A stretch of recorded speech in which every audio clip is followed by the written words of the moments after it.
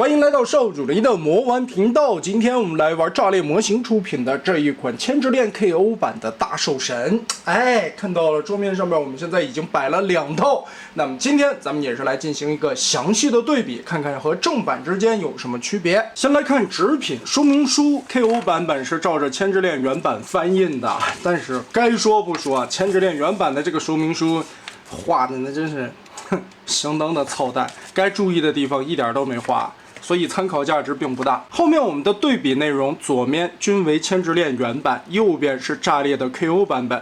先来看配件，背炮的部分放在一起对比，就能感觉到原版的这个枪铁色啊，它是发暖光的，稍微带一点金。KO 的这个版本是发冷光的，偏黑灰。拉出来以后，里边的细节倒是完全没有缺失啊。握把位置的金色，原版的偏粉 ，KO 版本偏金黄。三角龙的对比，其实这2款上手的分量是差不多的，主要是在涂装上面的不同。眼睛原版的更深一些的粉色 ，KO 版本的这个偏淡。尾巴的炮原版的颜色偏暗 ，KO 版本更亮一点。尾部方块位置原版的更红。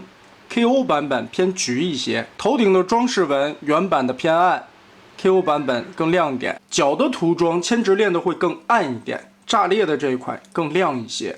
而且手感上面摸起来，千之恋的这个涂漆的表面会更光滑，炸裂的这个颗粒更粗一些，摸起来会有更磨砂的感觉。结构和细节上面跟原版都是一样的。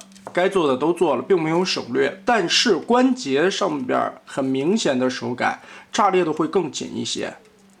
每一个轴其实都比千之恋原版的要紧，包括腿部这些伸缩、滑道的地方更紧了，就不太好抠出。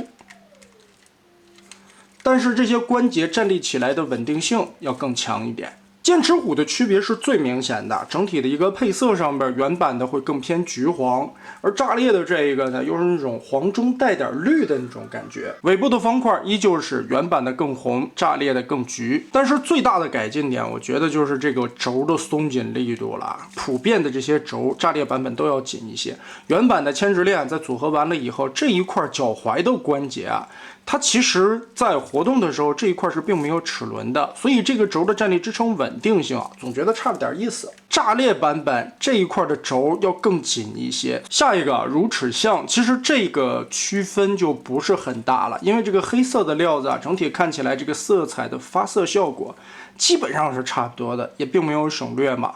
唯一能区别的还是在象牙的部分，这个金属漆的涂装原版的更深，炸裂版本会更亮一点。还是这个手感，漆面摸起来原版的更光滑，炸裂版本更粗糙。尾部这里同样是合金零件，并没有省略，但是这一块的装甲说明书上面是完全没有画的。其实变成乳齿象的时候啊，这一块是要伸出来挡住这一块露肉的位置，算是一个遮盖板。它有2档的推啊。炸裂版本这个位置的伸缩，因为里边有凸点的葫芦锁啊，会显得很紧。但是一会儿我们组合上去再看啊，原版的这个里边莫名其妙会多出来一些胶。翼龙的对比主要也是在金属漆的这个涂装颜色上边，这一块金色的部分正版也是偏粉的，炸裂版本是偏黄一些的，粉色的部分正版的更深，炸裂版本更浅。剑刃部分的银色涂装也是千之恋版本更光滑，摸起来的手感是有一个很明显的差异的，炸裂的这个摸起来是磨砂面，细节花纹雕刻的部分也还是挺精致的，并不会显得很肉。身体的位置同样为合金框架。主体部分的区别，外观上看其实是最小的，因为这个红色2款调的是非常的接近的。但最主要是手感方面的体验。千之恋的版本啊，前后这个位置齿轮听起来的声音是这样，炸裂版本的前后这个齿轮听起来会更硬些。但是它的定位效果会比原版的更好啊，这一块会很紧，而且几乎没有什么虚位。原版的1齿和1齿之间稍微是有一点点晃的。我们也是在合体变形的过程中来区别吧。先来变正版的啊，手腕转一下，给它跟这样收起来。什么手腕？前肢，脚折一下。往回推，这里边有一个滑道，尾巴这里把这些都收起来吧。每一节的伸缩，其实千纸链原版的这个尾巴我觉得设计的很好啊，但是呢，有一个地方挺变态的，它需要把这个位置的扣子翻开，才能把腰身拉起来，来增加它腰部的活动范围。哎，我不知道这个扣子的走向是什么个意思啊，挺诡异的。但是要说起来吧，千纸链这一套的设计有很多用销子固定的锁扣，这个感觉也有好的，也有不好的啊。好处是会很稳定，不好的地方就是你有一些，比如说肩膀的位置啊，也是通病。哎，关键点就来了，这一块脖子部位翻出的时候啊，原版的这个边儿会特别的卡。而且大家都知道，千纸链原版的这一套啊，很容易刮漆，它所有的零件全部都是上漆的嘛，所以呢，你看这一块等于是挤过来的。当你往回扣的时候啊，也是得搓着点边儿把它夹进去。这个边缘这里阻碍的挺难受的，嘴巴装进去，往下压，脖子顺那边顶出来，把这个龙头装到肚子里。然后前方这里的盖板扣合缩上去。KO 版本这个龙尾巴伸缩的这些滑道，明显也感觉会变紧一些啊。然后看 KO 版本这个脖子的翻出，就没有什么阻碍点了。它这一块我觉得根部这里会做的更长一点吧，我觉得是有修正的。这块衣领的位置完全不会卡到，很顺畅的就出来了。三角龙的变形，把这一块收进去。旋转一下，脚尖再填好，然后拧一下，把履带转出来。前肢的这一对一定要注意啊，你必须得把它卡到底，插扣插进去，让这块的缝隙完全的对齐，再折脚尖。这个时候你旋转的时候才不会卡边，不然的话这个里边会绊着。然后滑道缩进去，里边是有小的定位扣子的。后边的这一对的扣子先不用扣啊，打开这个盖儿。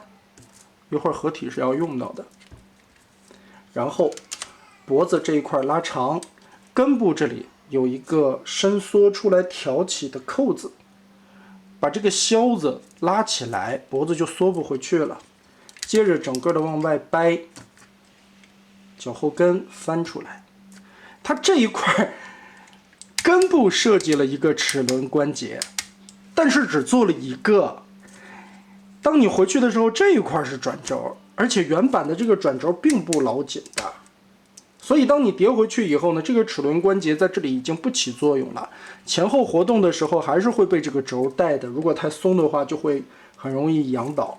炸裂版本其他的位置都是差不多的啊，也是这四肢在旋转的时候，这个轴明显的感觉到会更紧一些，包括伸缩的滑道。所以变形的时候一定要扣合到位，再转进去。这一块拉出来之后，炸裂版本的这个销子啊就很紧了。它这一块的设计其实挺变态的，你得把指甲勾进去，把它这一块整个的勾出来。如果像炸裂这样做到太紧的话，这个钩子就很不好出来了，所以也只能上工具了，挑一下。才能把这一块挑出来，脖子才不会回落。但是在翻折脚踝的时候，明显也能感觉炸裂的这个很紧，包括脚踝的这一段转轴啊，也做得很紧。看，哇，非常费劲儿，所以它站立起来的稳定性会更强，包括左右接地的这个轴也明显感觉到会更紧一些。剑齿虎最后组合的时候会有一个战车模式啊。腿后边这里可以翻出一个轮子，这个设计还是非常漂亮的。在过的时候啊，后腿这里变形要注意这一块的倒角避让，不然的话这一块肯定会把这个脚撇到的。不管变哪个形态的时候，小心一些。两个尖牙根部的这一块都是特别尖的地方，它是同时的旋转折上去。每次掰这个地方的时候，会感觉很惊悚啊！原版的这个就已经很紧了。然后脖子先往外拉，在腰部这里需要往前拖一下，拖出来以后手指垫在里边，把里边的这个插销顶出来，让这一块不会回转。然后脖子这里脚后跟掰开，这一块往开分，拉到上面来，这里会有一个凹槽，顺着这一块再把这个插销拨出来，锁到这个凹槽里边，把它固定住。脚踝回归，依旧是这一块的关节，脚踝的位置不是很紧。KO 版本的这个虎牙就更紧了，坚持虎的这两个牙要同时的掰，掰到位以后，其实是有一个定位点的。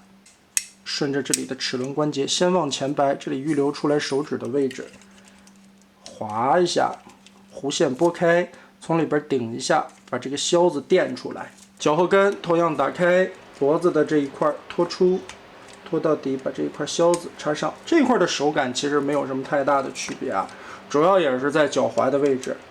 炸裂版本做的更紧的齿轮关节和更紧的转轴。哎，明显感觉到这个阻尼感。大象的变形，拆下脑袋，这一块收进去，前边的脸顶回来。这个里边其实是有一个扣子的，我不建议大家把这个扣子插上，因为当你想再抠的时候就很难抠开了。两边的装甲展开，然后这个里边要翻起来一个小扣子。最后是要插到手腕上的。先拿原版的来看吧，在原设计里边，这里有一个卡象腿前肢的这个凹槽里边有一个小锁钩，但是这个起到的作用意义啊，完全的不大，因为前方这里还是可以开的。它只用这一块转出来的边缘搭这个缝隙，没必要做的一个零件，我觉得都是。所以它的固定感觉并不好啊。先把这里拉开。前脚双关节折叠贴上来，接着肚子下方这里有两个凸起的小圆桩，我们需要分开的时候，这样掰是掰不动的，手拨一下，哎，这就好解锁了。拨着分开它，肩膀上方打开这个盖子，里边是有锁销的，把肩膀的活动关节拉长，再盖下去。这个地方关键点来了，很需要注意的，一定要扣到底，千万不要翘任何的边。即使说你已经扣到底了，将来肩膀的时候，其实这个就是纯设计问题啊。肩膀这一块拉起来，其实呢，上方这里是有一个锁定的扣子的，通过来回的波动进行肩膀的锁定。这一块的肩胛其实根部是有伸缩的。两个葫芦锁，你在拉的时候能用手感觉到，咯哒，拉出去。刚才是两档一起来了，往回缩的时候你就能感觉到，一档、两档缩下去了，幅度非常的小，但是你必须得提起来，不然的话，很多朋友们原版反馈，当你平举胳膊的时候，举起来之后就撇不回去了，因为里边的这块板子刚刚好把这个边缘里边就顶到了，你得通过很细小的工具啊垫着，把这块板子压平，让这块抠指甲的片儿跟这里没有干涉的情况下，才能正常的折回去。哎呀，这个就是纯设计问题啊，给的公差不够，没有考虑到玩具实际把玩的一些需求吧。然后也是说明书漏画的地方啊，把这一块挡肉的片儿缩回去。接着我们把手转过来，整个的这块盖子拉开，延展开，腾出更大的空间之后，手腕90度先放下来，把这一块象腿通过根部的 Z 字折叠收进去，收到小臂里边，然后把这个脚尖变成它手臂甲的一部分，再贴回去。其实这一块象腿的一个隐藏收纳啊，它的设计感觉特别的好，我很喜欢这一块的设计。接着把这个关节扣起来，夹在一起。哎，手腕的位置呢，在滑道伸缩插进去，全指可动手打出来。接着拨这边的扣子，把后指往中间聚拢。然后来看，这是千直链版本的一个问题啊，我不知道这个是不是我的个例，还是有正版的朋友们看一下这个肩膀里边的滑道。这个地方的滑动葫芦锁，我在打开了玩具的时候，这里边就是已经有了这种发白的，明显感觉是用502粘完了干的以后的那个痕迹。而且第一次剥这个片儿的时候是完全剥不出来的，强烈怀疑是把这一片中间的这个滑轴给粘住了。其实现在的正版这一块拨起来还是有一些紧的，是我硬生生的把这些502粘的地方给你掰开了。原始的设计，这一片板子就是在我们刚才提到象形的时候，挡这一块缝隙的，把它往前推，遮住了这一块里边暴露的穿帮位置。但是正版的这个里边为什么要上502呢？这个我不理解啊。炸裂版本的这一块盖子会特别的紧，而且这个伸缩也会变得更紧一些，一定要把它拉到底再扣下去。锁的时候也要把这块面板完全的填平，而且这一块的伸缩滑道我们把它拉开。其实炸裂的这个就可以很安心了。其实它这一块是改过的，改完了以后里边的空间给的更多了。你这会儿平举胳膊再往回放，就没有任何的问题，不会卡住，这个边也不会起来了。所以这一点其实是挺棘手的一个问题啊。炸裂能把这一块改好了的话，那对这一款的提升是很大的。我们先来组合双腿吧，它这块也是一个很变态的设计啊，里边是一个 C 型的夹子，去夹这一块金色的凹槽，跟这样先扣住它，然后再用后边把这一块包上去。所以这个小腿整个插进去以后，对漆面的损伤幅度是非常大的。这个依旧是原版设计的问题啊，它这扣子就这么设计的。很变态的一种感觉，这是你如果玩它，如果要组合，这个是避免不了的现象，所以这也是让千之恋原版玩家非常痛心疾首的一个问题。这么漂亮的一套大兽神，最后当你只要组合一次，这漆面必刮损，这个问题太大了。要不你索性就一次性买2套，一套单体，一套合体，是吧？在那儿别动。尤其千之恋这么多年的大公司了，这个再加上他们家的产品主要就是以颜值能打的。现在呢，这么漂亮的漆面，这么漂亮的造型，因为变形结构设计的问题，导致了它最后花里胡哨的，其实不应该。灵魂是把大脚左右分开。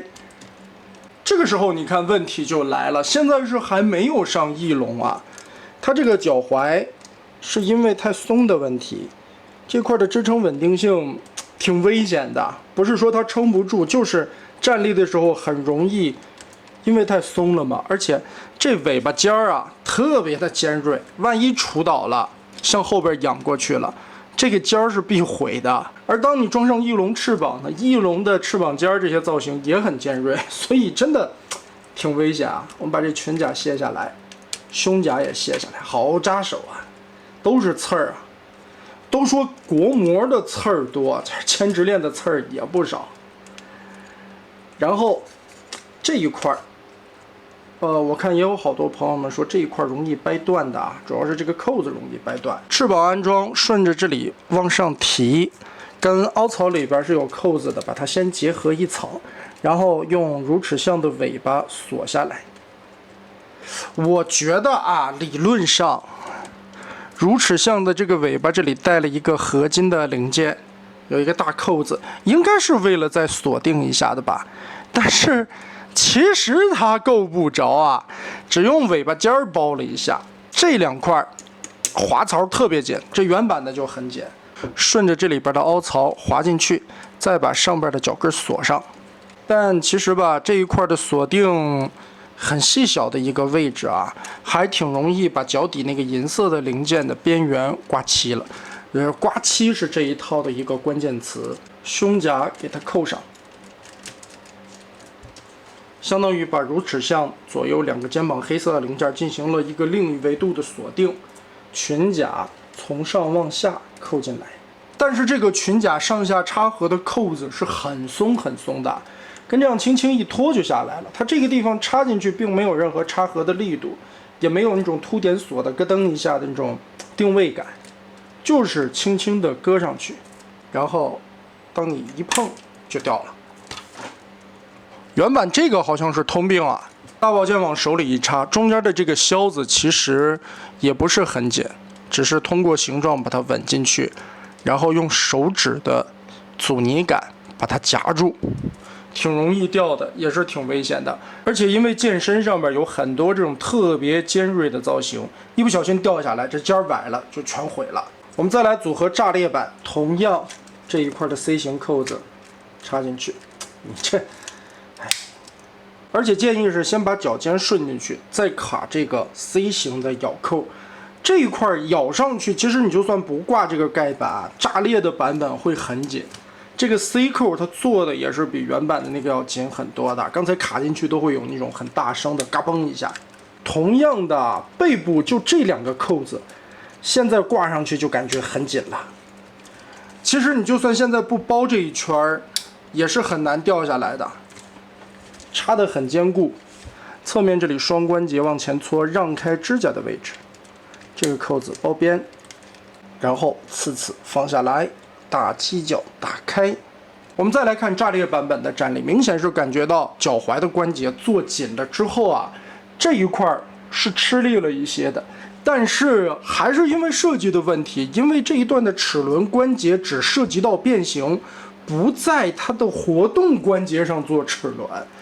这个要不你就都做，要不就都别做，是吧？或者说是不是齿轮关节做反了？为什么在一个变形的关节上面做了齿轮，反而很重要的站立靠它去支撑稳定性的那个关节是轴呢？所以对于炸裂模型的这一套，让我最不满意的就是脚踝的位置，它是原模翻出来的，并没有做任何的更改，是它的优势，也是它不好的地方。好处是千直链原版原汁原味，不好的地方就是千直链原先该有的毛病，它身上还有。但是呢，它也可能意识到了这个问题啊，会把这些轴做紧，但是治标不治本。也明显的感觉这一块的轴更紧了。卡的这个扣子也更紧了。裙甲这一次改动的是最大的啊，因为炸裂的扣子都做紧嘛，所以这块裙甲扣上去的时候，这个锁定感很足，也不用说像原版那样轻轻一推能把它推下来了。现在你要想拆这个裙甲，也可得费劲了。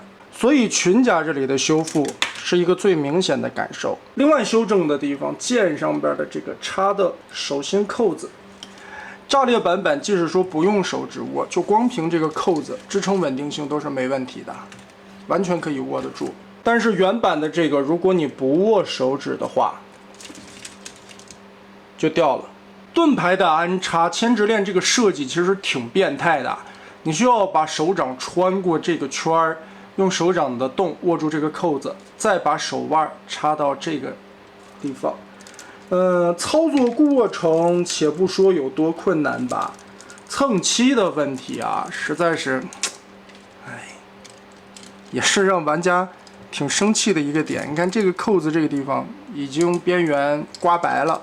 炸裂版本呢，其实是同样的问题，也是这个扣子很难够到。索性呢，你别往手心里边插，直接靠背后的那个扣子插手腕上。其实炸裂版本的扣子会更紧嘛，所以也撑得住。但是在关节处理上边，炸裂版本唯一不如千直链原版的是哪儿呢？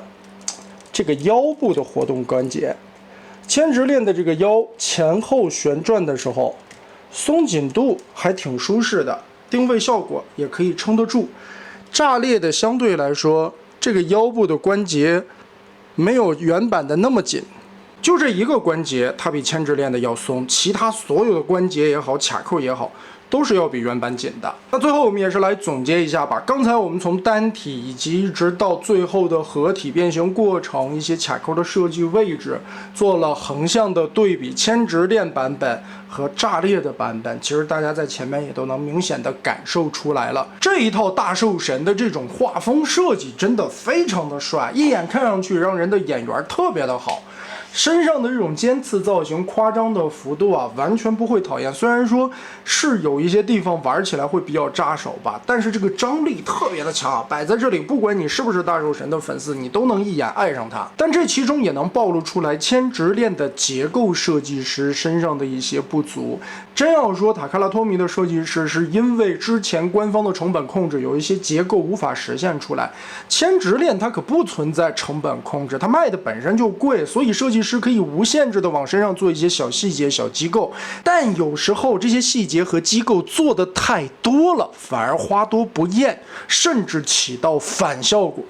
我们其实可以看到啊，无论是剑齿虎身上的一些插销锁定感的位置，还是三角龙身上的一些卡扣点，以至于最关键的乳齿向肩膀这一块的一个结构位置和锁定的扣子，其实它对于你把玩起来啊，没有什么实质性的改变，反而会更容易损坏玩具。你说这个就得不偿失了。